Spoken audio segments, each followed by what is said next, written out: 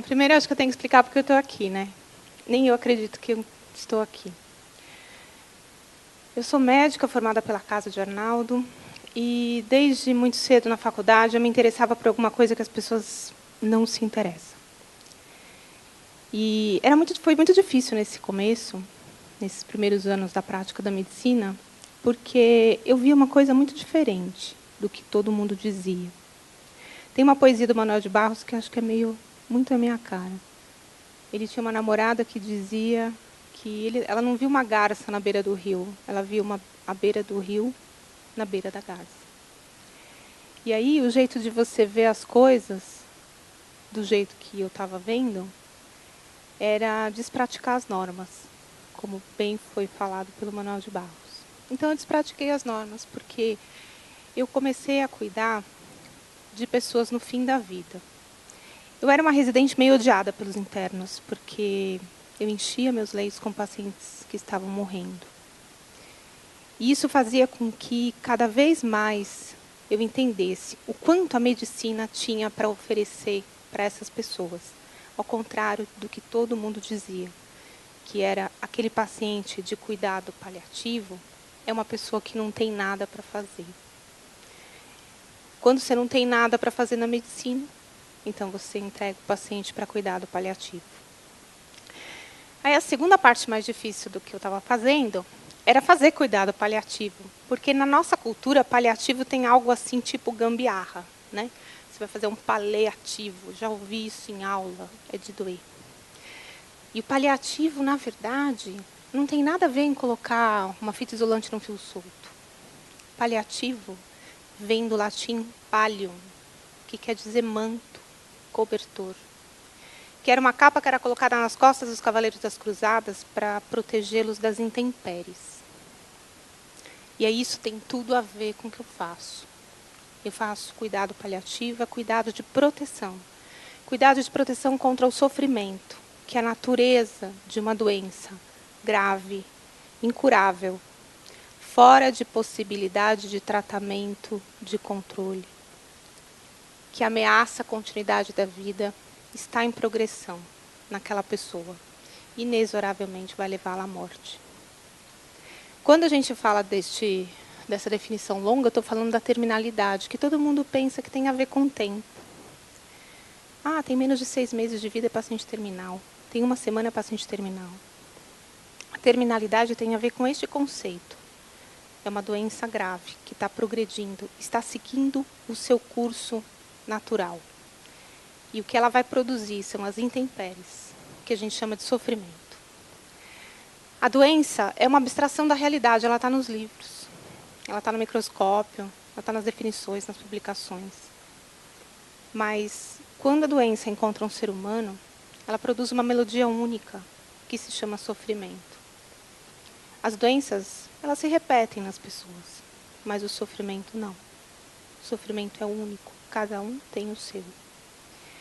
E o sofrimento tem 5 tons diferentes, 5 frequências diferentes. Você vai ter o sofrimento físico, esse dá um baita barulho, né? Atrapalha você ouvir todos os outros sons desse ser humano. Esse sofrimento físico, no cuidado paliativo, a gente trata como se fosse uma urgência, porque há risco de vida, sim, se você não trata o sofrimento humano. Tem muito para se fazer em relação ao controle de sintomas. E aí você passa para a dimensão emocional, que é um outro tom, bem mais complexo. Qualidade tipo Bach, bem complexo, bem rico. Medicina é simples, gente boa. Difícil é a psicologia. Cada ser humano é único e vai expressar nesse momento que tem consciência da sua finitude. Porque todo mundo aqui sacou já que a gente vai morrer, né? Alguém está chocado de saber disso? Não é uma surpresa, né? É que vocês não pensam que pode ser daqui 2 semanas de bala perdida, por exemplo, né? E aí, quando a gente fala da dimensão emocional, vem todo esse peso de entender, de buscar por que está acontecendo isso. Na dimensão social, em todos os livros de cuidado paliativo, a gente percebe que eles separam em 4 pedaços. Sofrimento físico, emocional, social e espiritual. Eu sou meio metida, eu separo o social em dois, a dimensão familiar e a dimensão social. Porque a gente nunca fica sozinho, nunca fica doente sozinho, a gente fica doente com a nossa família. E a gente faz parte da nossa família, depois a gente se torna um doente da nossa família, e depois que a gente morre, é um buraco que fica nessa situação. E isso precisa ser cuidado. E a dimensão espiritual, ela é fundamental, porque ela vai dar para nós a essência de sermos humanos. A espiritualidade não tem muito a ver com religiosidade. A religiosidade é só um caminho para você alcançar a espiritualidade. Você encontra a espiritualidade na forma que você se relaciona consigo mesmo, na forma como você se relaciona com o outro, na forma que você se relaciona com a natureza, com o universo e com Deus. Há quem se relacione com o universo e não tem nenhuma relação com Deus. E nem por isso essa espiritualidade é menor ou menos importante. A gente busca sentido na nossa existência. Tem que existir um porquê. E aí a gente aguenta qualquer como já dizia o Nietzsche. O cuidado paliativo, então, vai tratar do sofrimento humano, em todas essas dimensões. Então, ao contrário do que diziam, o cuidado paliativo tem muito o que fazer. A gente trabalha bastante. Porque na hora que eu olho para um paciente, eu não posso ficar frustrada porque a doença dele não tem cura. Porque se eu me formei médica para cuidar de gente, eu não vou ficar frustrada porque a doença não tem cura. Mas tem muita gente que faz medicina para tratar a doença. Não tem nada de errado. É só você ter claro essa opção. E aí o paciente saca na sua cara. Quando você diz para ele, vai dar tudo certo. E está escrito nos seus olhos, deu tudo errado. Essa frustração é entendida pelo paciente como não tem mais jeito para mim. E aí, a gente faz uma reflexão do que significa tempo quando a gente fala de cuidado paliativo. Para entender a importância desse trabalho, a gente tem que sacar que, numa situação como essa, que você está no ambulatório 9 horas da manhã, que você vai atender uma pessoa assim, ela se preparou muito para estar nessa consulta. Ela está uns 3, 4 meses esperando esse horário. Ela vai ter 15 minutos, talvez um pouco menos do que eu tenho aqui para contar para vocês o que significa a importância disso. Ela vai ter 15 minutos da atenção do médico.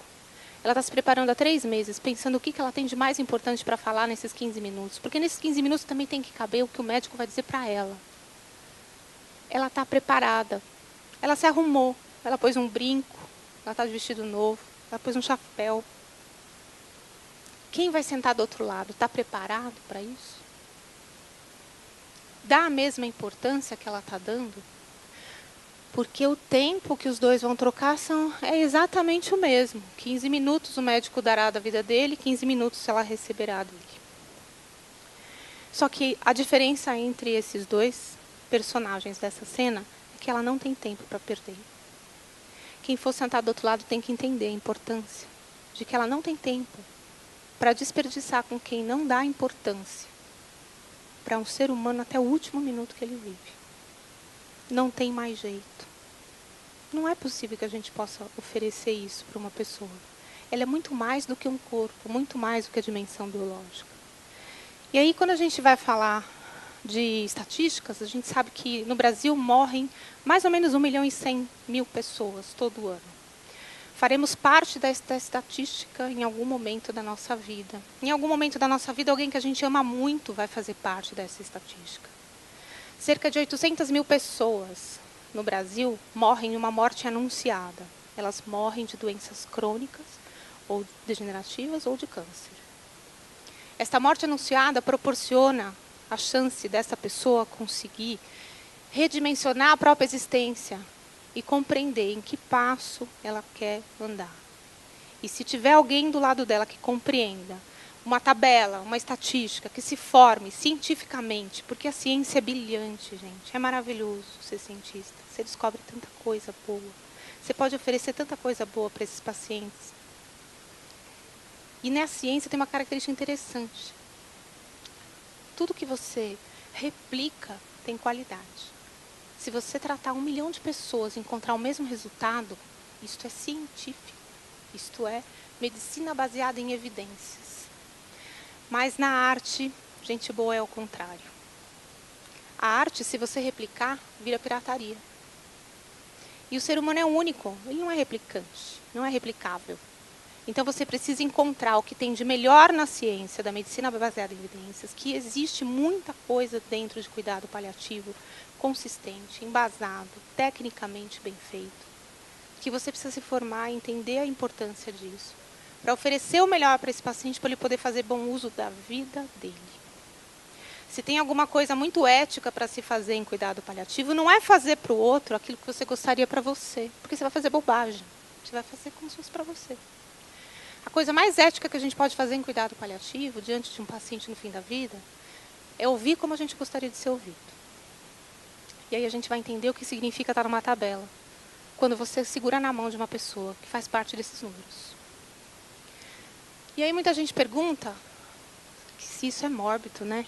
Se é difícil trabalhar com morte, né? Nossa, que lindo o seu trabalho, mas deve ser muito difícil, né?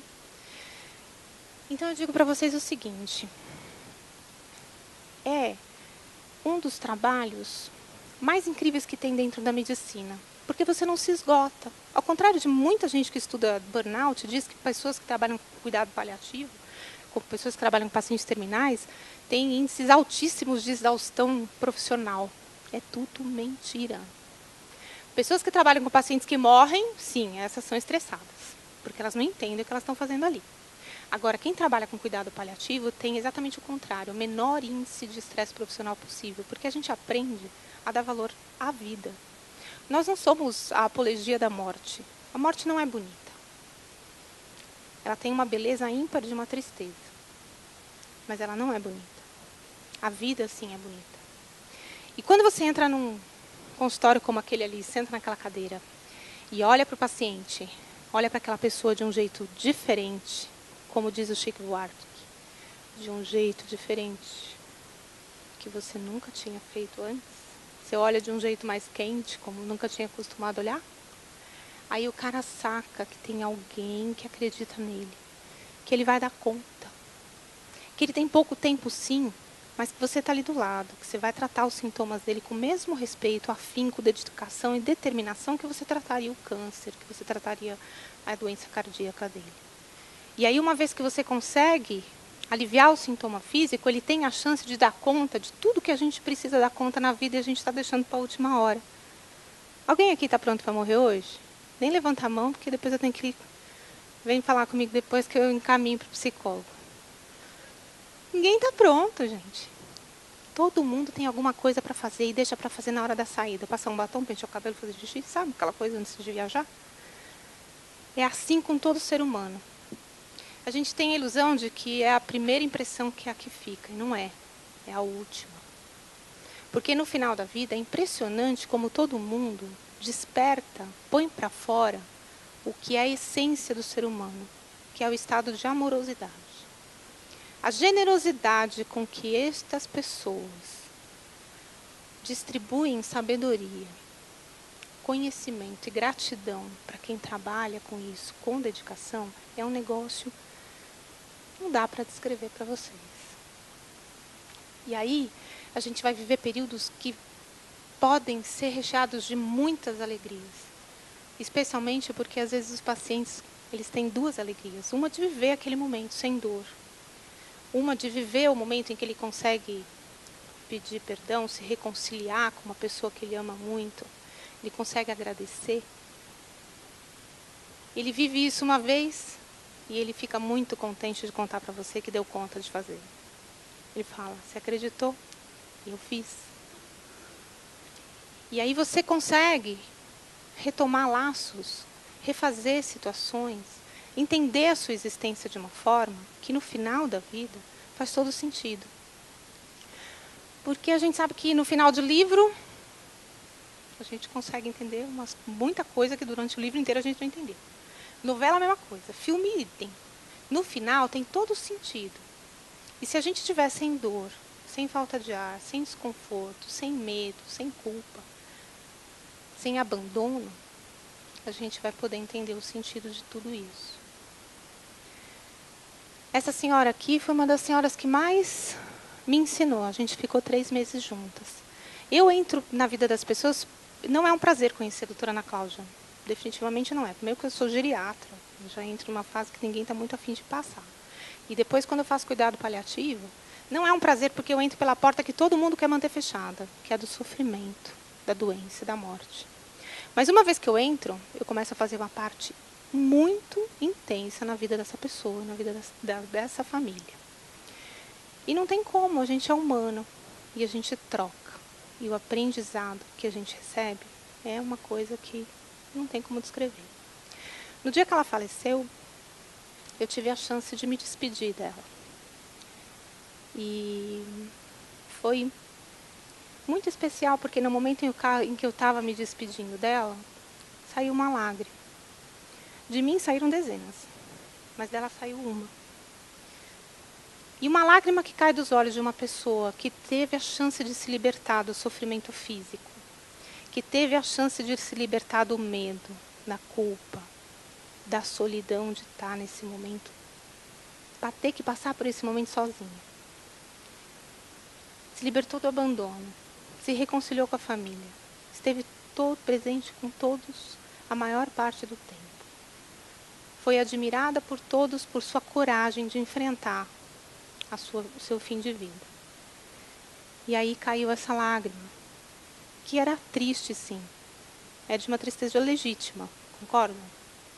Não tem como a gente não ficar triste. Mas é uma lágrima pura, da essência de uma vida que encontrou sentido na sua existência e se salvou. Por isso que quando eu falo de cuidado paliativo, eu também falo de salvar vidas. Só que a gente salva vidas históricas, vida com V maiúsculo. Não um corpo, não uma doença que se cura, mas as pessoas têm a chance de embarcar na primeira classe. Nessa vida aqui, independente da religião de qualquer pessoa aqui, nessa vida aqui a gente só morre uma vez. Não pode dar vexame. Se a gente tiver a chance de encontrar profissionais que se comprometam com o nosso tempo, com a importância que nós damos para o nosso tempo e colocar como prioridades do trabalho deles o que a gente determinar para isso, nós vamos ser gente de muita sorte.